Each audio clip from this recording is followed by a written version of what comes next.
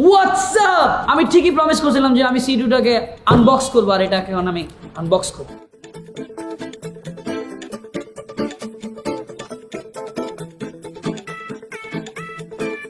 So guys, আমি খুব excited C2 ফোনটা কেমন রিয়েলমির।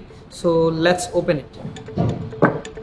আবারও hey, welcome to Realme family.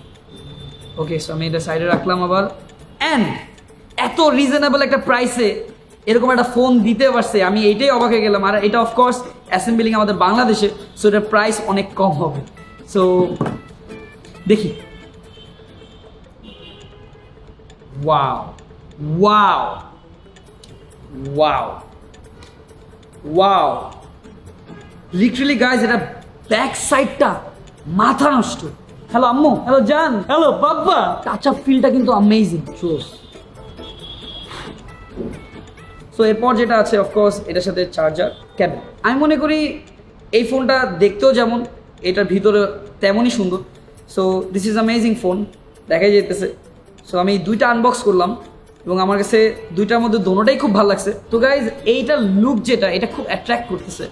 আর এত বিউটিফুল একটা ফোন যেটা বলার বাইরে, মানে আমার কাছে খুব ভালো লাগছে। খুব, যে পিছে যে ব্যাক কভারটা আছে এটা কিন্তু অ্যামেজিং, এটা আমার কাছে খুবই ভালো লাগছে, খুবই ভালো লাগছে। সো গাইজ, ঠিক 13 মার্চে যমুনা ফিউচার পার্কে সেন্টার কোর্টে 5:30 থেকে 6:30 পর্যন্ত তোমাদের সাথে দেখা হবে, মজা হবে, সেলফি তুলবো এবং অনেক এনজয়মেন্ট হবে।